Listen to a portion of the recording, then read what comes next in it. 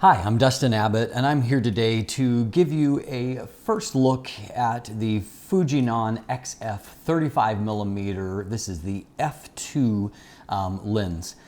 Now, Fuji has a unique approach to some of these popular focal lengths in that they will often come with both a moderately wide aperture, one like this, f2 maximum aperture, and so it tends to be a little bit smaller, lighter, and also less expensive. And then they balance that off with a f1.4 version.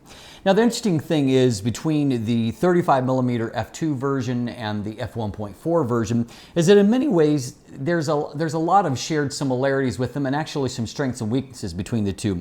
They're both actually quite small and light, and they're both really moderately priced. In the case of the lens we're looking at today, it's $349 in the US market, and as we're going to see optically, it actually provides a lot of chops for that amount of money.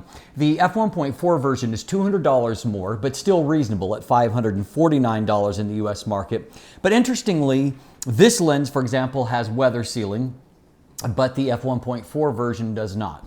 Why, I don't know, but anyway, a little bit of an oddity there. But today we're going to jump in and we're going to take a closer look at this lens and how it plays on the new Fujifilm X-T3 body. So let's jump in, let's take a look. Now you've got a little tiny lens hood that is a screw-on type lens hood, and so and then the lens cap can fit down in there. Obviously this isn't providing a huge amount of shading, and so Fuji must have some kind of confidence that the actual lens itself is fairly flare resistant.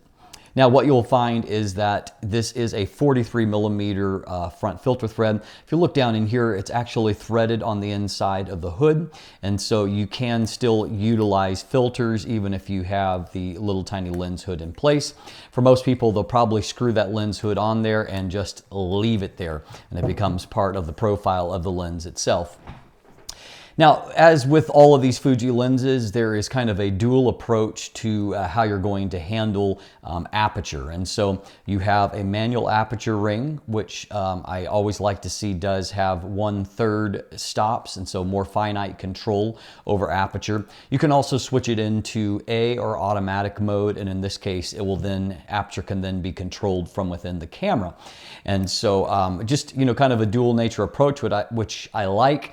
I tend to use, when I have lenses with manual aperture rings, I tend to use them. I just find that you can just oftentimes just very quickly go to whatever aperture value you want and just go with it. And you don't have to worry about that getting inadvertently bumped or setting accidentally changed. That's my, your mileage may vary. That's my approach to that. There is a manual focus ring. Like all mirrorless lenses designed like this, it is a focus by wire, which means that there is no mechanical coupling to any of the lens elements. And so that means you can turn this all day. There is no hard stop in either direction. And so in fact here, your actual manual focus is going to depend in going into manual focus mode, which Fuji at least does make that easier by the inclusion of the control dial here to where you can quickly go into manual mode without relying to mapping that somewhere else. And so of course in actual manual focus mode, you have a variety of different ways to focus aids to help you to achieve focus. So be it something like I've got a focus overlay. It will also magnify the image. You also have other options, even a split prism type approach on the X-T3. Some of that will be dependent on your body, but manual focus works fairly well. It operates, depending on how you have things set up, but it will operate in a fairly linear fashion, and you can move with some precision. I wouldn't say as much speed as sometimes a good manual focus lens. And so this is really designed more about finite adjustment as opposed to actual fast manual focus. And so, I mean, this approach is not my favorite. I mean, my favorite, of course, is a Zeiss lens with a perfect manual focus ring, but it doesn't do too bad either. And the actual feel of everything here is nice. The build quality is actually really nice on this lens. It is compact, it's tiny, but everything feels substantial on it. It does have some internal weather sealing, and if I'm not mistaken, I don't know that the the f1.4 version does have weather sealing. It's kind of an interesting approach here in that the kind of the higher end lens does not necessarily have all the exact same feature set as does this lens. And so in terms of the physical dimensions, you can see it's small enough to easily fit in the palm of my hand.